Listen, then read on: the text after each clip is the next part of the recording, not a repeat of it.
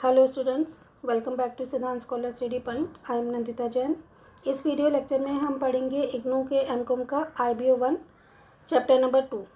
ये इसका पार्ट 1 है और चैप्टर का नाम है अंतर्राष्ट्रीय व्यापार के सिद्धांत। इससे पहले जो अंतर्राष्ट्रीय व्यापार का परिचय था उसके 4 पार्ट्स बन चुके हैं पहले चैप्टर के। अगर आपने नहीं देखे हैं तो आप उन्हें देख सकते हैं।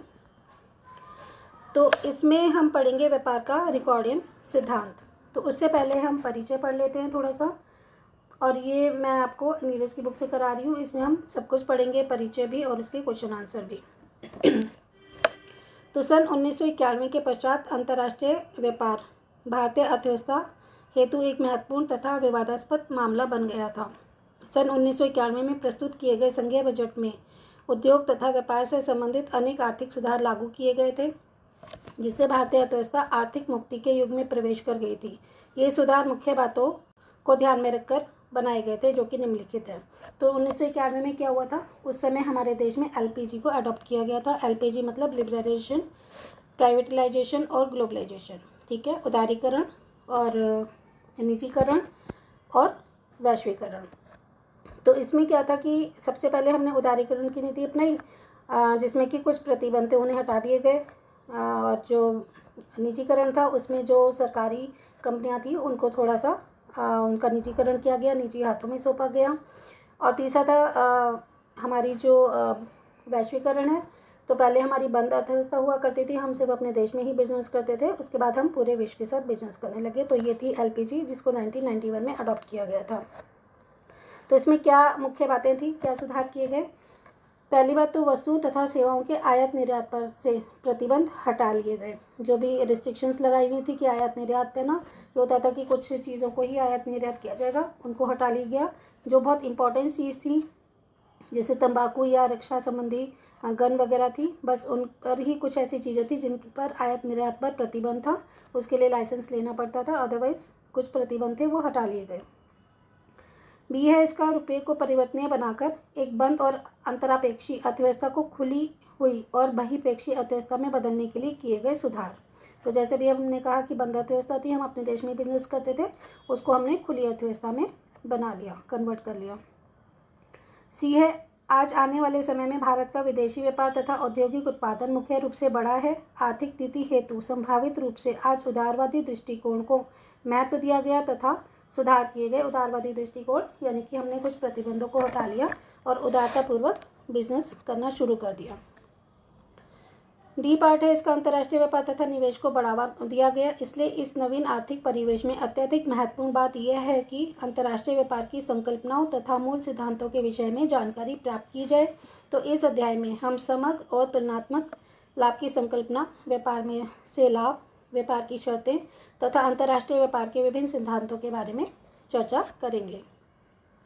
तो सबसे पहले हम कहते हैं कि व्यापारिक सिद्धांत जिनके बारे में हम चर्चा करने वाले हैं उनका उद्देश्य क्या है, हम क्यों बनाते हैं व्यापारिक सिद्धांतों को।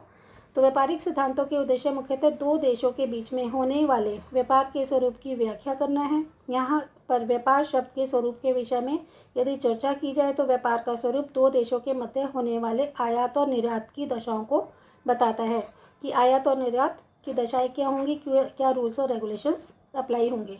जैसा कि भारत संयुक्त राज्य को वस्त्र, रत्न जवाहरात तथा आभूषण आदि उत्पादनों का निर्यात करता है। भारत संयुक्त राज्य को ये सब चीज़ें देता है, रत्न वगैरह, जबकि संयुक्त राज्य भारत को कंप्यूटर के विभिन्न भाग जैसे हार्ड डिस्क तथा मशीनों का निर्यात करता है। यही आयात निर्यात की दशाएं मिलकर व्यापार के स्वरूप का निर्माण करती हैं।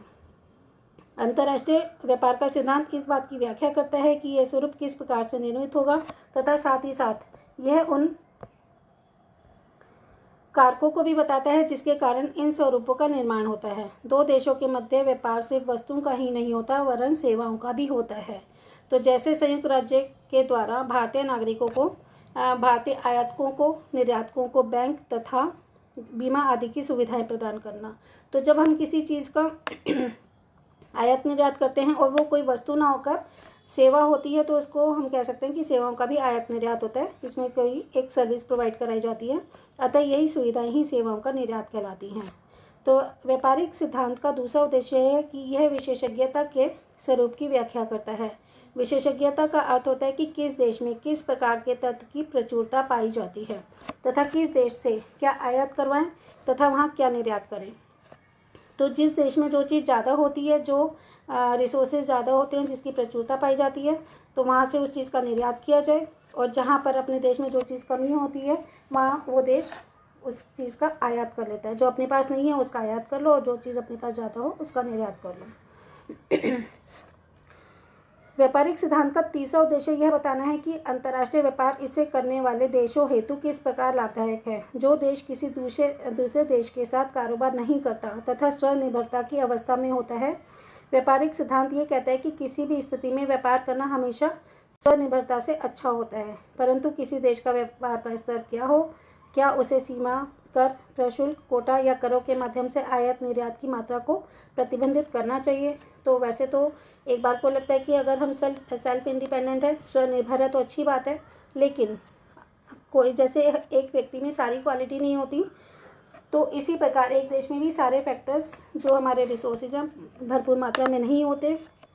तो बेटर है कि स्वनिर्भरता ना करके हम दूसरे देशों के साथ बिजनेस करें, जो हमारे पास ज़्यादा है उसका निर्यात कर दें और जो कम है उसका आयात कर लें, जो अपने देश में बनाना महंगा पड़ता हो। तो अब हम पढ़ते हैं व्यापार का रिकॉर्डिंग सिद्धांत। ये क्या है? व्यापार का रिकॉर्डिंग सिद्धांत राष्ट्र के तुलनात्मक हित पर केंद्रित होता है कि अगर हम बिजनेस को करते हैं तो जो दो राष्ट्रों के बीच में, दो देशों के बीच में जो व्यापार होता है उनका तुलनात्मक हित इस पर केंद्रित होता है। क्या? व्यापार का रिकॉर्डिंग सिद्धांत। तो सबसे पहले हम इसमें पढ़ते हैं मूल्य का श्रम सिद्धांत। परंपरावादी अर्थशास्त्री डेविड रिगार्डो का यह मानना था कि श्रम ही देश के उत्पादित वस्तु के मूल्य का एकमात्र स्रोत है, परंतु इसका अर्थ यह नहीं है कि उत्पादन के लिए किसी भी प्रकार के अन्य निवेश की आवश्यकता नहीं होती, बल्कि अन्य निवेश जैसे कि कच्चा माल तथा सहायक सामग्रियां भी श्रम से ही निर्मित होती हैं। अतः श्रम ही वस्तु के तुलनात्मक मूल्य का निर्धारण करता है। यह निवेश जो कि श्रम द्वारा उत्पादित नहीं किए जाते तथा प्रकृति द्वारा एक निश्चित मात्रा में प्रदत्त होते हैं, जैसे कि भूमि का स्वामी लगान प्राप्त करता है, जो कीमत का निर्धारण नहीं करता, वरन उसकी जगह यह निर्धारित करता है कि भूस्वामी को कितना लगान प्राप्त होगा। मूल्य की इसी व्याख्या को ही मूल्य का श्रम सिद्धांत कहा जाता है। तो इसको थोड़ा सा समझ लेते हैं कि जो ट्रेडिशनल इकोनॉमिक्स थे ना, परंपरावादी अर्थशास्त्री डेविड रिगार्डो, वो कहते थे कि श्रम ही देश में जो हम उत्पादित कर रहे हैं वस्तु, उसका मूल्य निर्धारित करने का एकमात्र स्रोत है। कि हम कोई भी चीज़ उत्पादित कर रहे हैं उसका कोई ना कोई मूल्य होता है, ठीक है। तो वो कहते थे सिर्फ श्रम से ही होगा ये निर्धारित। वैसे तो हमें पता है कि किसी भी चीज़ को उत्पादित करने के लिए 4 कारक ज़रूरी होते हैं, 4 रिसोर्सेज होने ज़रूरी होते हैं: भूमि, श्रम, पूंजी और उद्यम। तो लेकिन उन्होंने भूमि, श्रम, पूंजी और उद्यम में सिर्फ श्रम को ही उत्पादित वस्तु के मूल्य का एकमात्र स्रोत माना है कि इसी से वस्तु का मूल्य निर्धारित होगा। लेकिन इसका अर्थ ये नहीं है कि उत्पादन के लिए किसी अन्य निवेश की आवश्यकता नहीं पड़ती, क्योंकि उत्पादन में खाली श्रम से काम थोड़ी ना होगा, ठीक है। अब भूमि होगी, उसके लिए लगान या किराया देना पड़ेगा। पूंजी जो चाहिए निवेश करने के लिए, उसके लिए ब्याज देना पड़ेगा, ठीक है। और जो एंटरप्रेन्योर है उसको उसके बदले में लाभ मिलता है। तो भूमि, श्रम, पूंजी और उद्यम, ये 4 चीज़ों से मिलकर ही किसी चीज़ का उत्पादन होता है, ठीक है। तो अन्य चीज़ों के लिए भी निवेश की आवश्यकता होती है, जैसे कच्चा माल खरीदना है, अन्य सहायक सामग्रियाँ खरीदनी है, कि मान लो हम कोई भी चीज़ बनाते हैं उसके लिए रॉ मटेरियल तो चाहिएगा, ठीक है। तो अतः वस्तु ही श्रम के तुलनात्मक मूल्य का निर्माण करता है, क्योंकि निवेश जो कि श्रम द्वारा उत्पादित नहीं किए जाते वह प्रकृति द्वारा प्रदत्त होते हैं। जैसे कि हमने कहा कि भूमि तो चाहिए, तो भूमि क्या है? ये तो हमें गॉड गिफ्टेड है, नेचर ने दी है, तो इसका भी कोई मूल्य होता है। तो जो इसका स्वामी होगा, जो इसका ऑनर होगा, वो लगान प्राप्त करता है, यानी कि रेंट प्राप्त करता है। तो जो कीमत का निर्धारण नहीं करता, बल्कि उसकी जगह यह निर्धारित होता है कि भूस्वामी को कितना लगान दिया जाएगा, कितना उसे रेंट दिया जाएगा। तो एक उसको उदाहरण की सहायता से समझते हैं। मान लो कि 1 गज कपड़ा बनाने हेतु 3 घंटे का श्रम लगता है, ठीक है। 1 गज कपड़ा बनाना है, 1 मीटर के करीब होता है गज, तो उसमें 3 घंटे का समय लगता है, तथा 10 किलोग्राम गेहूं के उत्पादन में 5 घंटे का श्रम लगता है, ठीक है। तो हमारे पास ऑप्शन है, या तो हम 1 गज कपड़ा बनाएं जिसमें 3 घंटे लगेंगे, या 10 किलोग्राम गेहूँ बनाएं जिसमें 5 घंटे लगेंगे। तो यहाँ पे महत्वपूर्ण बात यह है कि गेहूँ तथा कपड़े का बाजार पूर्णतः प्रतिस्पर्धी है, एक दूसरे से ये कॉम्पिटिटिव है कि या तो गेहूँ बनाओ या फिर कपड़ा बनाओ, तथा श्रम का गेहूं के उत्पादन से कपड़ा उत्पादन तथा कपड़ा उत्पादन से गेहूं के उत्पादन में आवागमन होता रहता है, क्योंकि हमें पता है हमारे रिसोर्सेज क्या होते हैं, ये मूवेबल होते हैं, मूव कर सकते हैं। तो एक जब चाहे हम एक उत्पादन से निकाल के अपने रिसोर्सेज को दूसरे उत्पादन में लगा सकते हैं। इसका अर्थ ये हुआ कि कपड़ा तथा गेहूँ उत्पादन के उद्योग में मजदूरों की दरें समान होंगी, यानी कि जो एक श्रमिक को रेट मिलता है गेहूँ उत्पादन करने पर, वही कपड़ा बनाने वाले श्रमिक को भी उतना ही मजदूरी दी जाएगी। तो मान लेते हैं कि गेहूं तथा कपड़े की मजदूरी की दर W है। ठीक, W मतलब वेजेस का हमने W ले लिया। तो कपड़े तथा गेहूं के उत्पादन की औसत लागत 3W तथा 5W है। हमने कहा ना 3 घंटे लगता है कपड़े के उत्पादन में और 5 घंटे लगता है गेहूं के उत्पादन में। तो 3W कपड़े के उत्पादन की मजदूरी दर तथा 5W गेहूं के उत्पादन की मजदूरी दर समान है। तो ये क्रमशः कपड़े तथा गेहूं का मूल्य भी समान होंगे, क्योंकि पूर्ण प्रतिस्पर्धा होने पर मूल्य औसत लागत के बराबर होता है। यहाँ पर महत्वपूर्ण बात यह है कि यहाँ प्रति इकाई लागत कपड़े की 1 इकाई गज है और गेहूं की 1 इकाई 10 किलोग्राम है, यानी कि 1 गज कपड़ा बराबर है 10 किलोग्राम गेहूं के।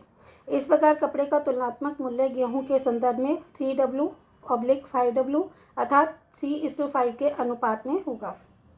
इसका सीधा तात्पर्य यह है कि गेहूं की इकाई के 3/5 से कपड़े की 1 इकाई को क्रय किया जा सकता है, अथवा 6 किलो गेहूं की एवज में 1 गज कपड़ा प्राप्त किया जा सकता है। यदि हम इसे दूसरी तरीके से देखें तो यह पता चलता है कि 3 घंटों में अब ये 6 किलो कैसा है इसको हम देख लेते हैं, जिससे कि आपका ये कन्फ्यूज़न दूर हो जाए। हम कहते हैं 3/5। अगर हम बात कर रहे हैं गेहूं की, तो यहाँ पर हो गया 10 किलो गेहूं, तो 5 1 जा 5, 5 2 जा 10 इक्वल टू हो गया 6। ठीक है, तो अगर 3/5 की रेशो लेते हैं तो हम 6 किलो गेहूं ले सकते हैं, क्योंकि वो 3W लग रहा था कपड़े के उत्पादन में और 5W लग रहा था गेहूं के उत्पादन में। यदि इसे दूसरी तरीके से देखा जाए तो पता चलता है कि 3 घंटों में 3W की लागत पर श्रमिक 1 गज कपड़ा अथवा 6 किलो गेहूं उत्पादित कर सकेगा। अर्थशास्त्रियों ने इस उत्पादन आदान प्रदान के अनुपात को ही मूल्य का नाम दिया है, जिसका मूल्यांकन मात्र श्रम से ही किया जा सकता है। ठीक है, तो हमने देखा कि 3 घंटे में जो 1 गज कपड़ा बना, तो देखा जाए तो अगर हम उसकी रेशो निकालें तो 6 किलोग्राम गेहूं के बराबर होगा। अब हम पढ़ते हैं स्वनिर्भरता साम्य। ये इक्विलिब्रियम कहाँ पर आएगा? जब दो बाजारों का सामना एक साथ किया जाता है तो ये साम्यता के ढांचे में होता है। मूल्य के श्रम सिद्धांत के द्वारा दो वस्तुओं के तुलनात्मक मूल्य के निर्धारण की व्याख्या को सरल प्रकार से प्रस्तुत किया जा सकता है। चूँकि हम इस प्रारूप में धन को सम्मिलित नहीं करना चाहते, अतः तुलनात्मक मूल्य या विनिमय अनुपात की दो उद्योगों के उत्पादन तथा मांग का निर्धारण करते हैं। हमें यहाँ पर यह बात अवश्य मान लेनी चाहिए कि गेहूं या कपड़े की प्रति इकाई श्रम आवश्यकता 5:3 रेशो में ही रहेगी। ठीक है, तो क्योंकि गेहूं कितना था 5 घंटे, तो पहले अब की बार गेहूं की बात की है तो ये हो जाएगी 5:3। ठीक है, गेहूं था 10 किलो तो बन रहा था, लेकिन 5 घंटे में, और कपड़ा बन रहा था 3 घंटे में। ओके, तो भले ही उत्पादन में दोनों वस्तुओं की कितनी ही इकाइयों का उत्पादन क्यों ना हो, रेशो रहेगी। अगर हम गेहूं को पहले लिखते हैं और कपड़े को बाद में तो 5:3, और अगर कपड़े को पहले लिखते हैं गेहूं को बाद में तो 3:5। तो इन दोनों वस्तुओं की कितनी ही इकाइयों का उत्पादन क्यों ना हो, ये जो अनुपात है ये यही रहेगा। मान्यता के पैमाने को ही इस जो मान्यता को हम मान रहे हैं, इस पैमाने को स्थिर प्रतिफल अर्थात कांस्टेंट रिटर्न्स ऑफ स्केल कहा जाता है। तो यहाँ CRS मतलब कांस्टेंट रिटर्न्स टू स्केल का तात्पर्य यह है कि श्रम उत्पादकता उत्पादन के स्तर पर निर्भर नहीं है, कि श्रम की जो उत्पादकता है वो उत्पादन के स्तर पर निर्भर नहीं करती। अब श्रम उत्पादकता और उत्पादन में क्या फ़र्क है? उत्पादन होता है जितना हम किसी चीज़ का प्रोडक्शन कर रहे हैं, ये प्रोडक्शन होता है, और उत्पादकता होती है प्रोडक्टिविटी, कि जैसे किसी काम करने को उसकी क्षमता कितनी है। तो जैसे हम कहते हैं कि भाई अगर कोई मजदूर 2 घंटे में जितनी वस्तुओं का उत्पादन करता है, जितनी चीज़ों को बनाता है, ये तो उत्पादन हो गया। ठीक है, मान लो उसने 2 घंटे में 10 यूनिट बनाई, तो ये तो उत्पादन हो गया। लेकिन उसकी उत्पादकता ज़्यादा हो सकता है, वो 2 घंटे में ज़्यादा चीज़ों को बना सकता होता। ठीक है, तो वो उसकी उत्पादकता होती। तो श्रम उत्पादकता उत्पादन के स्तर पर निर्भर नहीं है। यहाँ पर गेहूँ तथा कपड़े की श्रम उत्पादकता 1:3 तथा 1:5 1 घंटे के श्रम में 1/3 गज कपड़े का उत्पादन होगा। ठीक है, 1 घंटे की बात कर रहे हैं तो 3 घंटे में बनता है 1 गज कपड़ा, तो 1 घंटे में कितना होगा 1/3। इसी तरह 1 घंटे के श्रम में 1:5 × 10 2 किलोग्राम गेहूँ का उत्पादन होगा। ठीक है, क्योंकि 5 घंटे में बनता है 10 किलोग्राम गेहूँ, तो 1 घंटे में कितना पड़ेगा, 10 को 5 से डिवाइड कर दीजिए, 2 किलोग्राम गेहूँ का उत्पादन होगा। तो श्रम उत्पादकता प्रति इकाई श्रम आवश्यकता का व्युत्क्रम है। तो श्रम उत्पादकता क्या है, प्रति इकाई श्रम उत्पादकता व्युत्क्रम। व्युत्क्रम होता है उल्टा कर देना, जैसे 5 था ना, तो हमने इसको क्या लिख दिया 1/5। ठीक है, यही क्या है, ये इसकी व्युत्क्रम है। गेहूं तथा कपड़े की उत्पादन संभावना निम्न प्रदत्त चित्र के द्वारा दर्शाई जा सकती हैं। अब देखिए, ये हमारा एक्स एक्सिस होता है, ये हमारा वाई एक्सिस होता है। एक्स एक्सिस में मान लो हमने कपड़े को रखा है हॉरिजॉन्टल वे में, और वर्टिकल जो वाई एक्सिस होता है इसमें हमने रखा गेहूं को। ओके, तो अब हमने कहा कि भाई ये हमारा ये बना था कि 100 और 60 का रेशो है, मतलब 3:5 का रेशो है। ठीक है, तो मान लो ये वाली हमारी रेशो चल रही है, तो और यहाँ से मतलब ये था कि ये हमारा गेहूं का उत्पादन होता है, ये हमारा कपड़े का उत्पादन होता है, और जो हमारा वक्र बनाना 3:5 में वो ये बना। ओके, तो हम ये मान के चलते हैं कि ये हमारा उत्पादन था, और जो हमने किया वो इस तरह से बन रहा है। तो जब भी ये हमारा ये वाला कर्व इस लाइन से जितनी हमारी उत्पादकता है और उत्पादन का कर्व आपस में जिस लाइन पर एक दूसरे को टच करते हैं, उतना ही हमारा डिसाइड हो जाता है अनुपात। ये हो गया हमारा W और ये हो गया हमारा C। ठीक है, तो इसको समझ लेते हैं। इस अर्थव्यवस्था में 300 घंटे का श्रम उपलब्ध होने पर तथा उसके निरंतर कार्य करने में लगे रहने पर उत्पादन संभावना सीमा को AB के रूप में दिखाया गया है। जैसा कि चित्र में दिखाया गया है, गेहूं तथा कपड़े की उत्पादन की संभावना को बताया गया है इसमें A और B के रूप में। यहाँ ध्यान देने योग्य तथ्य ये है कि यदि समस्त प्रकार के श्रम को कपड़ा उत्पादन में लगा दिया जाए तो 100 इकाई का उत्पादन हो सकता है, परंतु यदि समस्त श्रम को गेहूं के उत्पादन में लगा दिया जाए तो 60 इकाई गेहूं का उत्पादन होगा। अतः उत्पादन संभावना सीमा 60/60 इट मीन्स 3:5 होगी। ठीक है, तो जैसे आपने 12th में या फिर BCom में भी पढ़ा होगा, उत्पादन संभावना वक्त सबको पता होता है, तो 60/100। ओके, तो ये कितना बना, 0 से 0 कट हो गई, 2 3 जा 6 और 2 5 जा 10, तो 3:5 की रेशियो इनकी आ जाएगी, जो कि ये विनिमय का अनुपात है। विनिमय अगर हम कपड़े से गेहूं के उत्पादन में जाते हैं या उत्पादन से गेहूं के कपड़े में आते हैं और उसमें प्रोडक्शन में आते हैं। तो स्वनिर्भर अर्थव्यवस्था में उपभोक्ता उत्पादन सीमा पर एक बिंदु P का चुनाव कर लेता है। इस बिंदु P पर सर्वाधिक लाभ होगा। इस प्रकार स्वनिर्भरता साम्य में OW तथा OC गेहूं के कपड़े की मात्रा हैं तथा ये दोनों मांग और पूर्ति के ही बिंदु होते हैं। यहाँ पर P बिंदु के द्वारा अर्थव्यवस्था के एक ऐसे साम्य का प्रतिनिधित्व किया जाता है जिस पर दोनों बाजारों की मांग तथा पूर्ति एक समान रहती है। तो एक बार फिर से थोड़ा सा ये डायग्राम देख लेते हैं।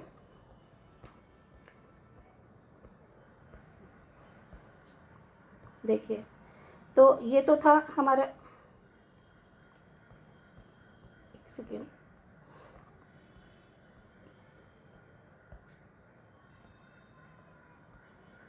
तो हमने क्या देखा था कि इतना ये हमारा रेशो है और ये इस पर हमारा उत्पादन हो रहा है। तो ये P पॉइंट ऐसा है जिस पर अत्यधिक जो सबसे अधिक प्रॉफिट होगा, क्योंकि अगर हम इतना उत्पादन करते हैं, क्षमता हमारी इतनी थी और हम कम कर पा रहे हैं, या क्षमता हमारी इतनी थी और हम कम कर पा रहे हैं, तो यहाँ पे हमें प्रॉफिट नहीं होगा। प्रॉफिट कहाँ होगा, हमें P पॉइंट पे होगा। तो इतना हमारा वीट गेहूँ बने और इतना हमारा C मतलब क्लोथ बने। ठीक है, तो आई होप कि आपको अब समझ में आ गया होगा अच्छे से। तो ये हमने पढ़ लिया। अब हम नेक्स्ट वीडियो में पढ़ेंगे निरपेक्ष लाभ बनाम तुलनात्मक लाभ, क्योंकि इसमें से चैप्टर 2 में से हर बार क्वेश्चन नहीं आता। मैंने लास्ट ईयर के पेपर्स देखे हैं, तो लेकिन फिर भी हम इसको अच्छे से पढ़ लेंगे, क्योंकि जो क्वेश्चन आया हुआ है तो 2-3 क्वेश्चन पार्ट से मिलकर ही बनेगा, तो इसलिए हमें डिटेल में पढ़ना बहुत ज़रूरी है। आप इसे 2-3 बार सुनिएगा वीडियो को, जिससे कि आपको और अच्छे से समझ में आ जाए। तो इस वीडियो में बस इतना ही। अगर आपको ये वीडियो पसंद आई हो तो आप इसे लाइक, शेयर या सब्सक्राइब कर सकते हैं। चलिए मिलते हैं नेक्स्ट वीडियो में। Thanks for watching.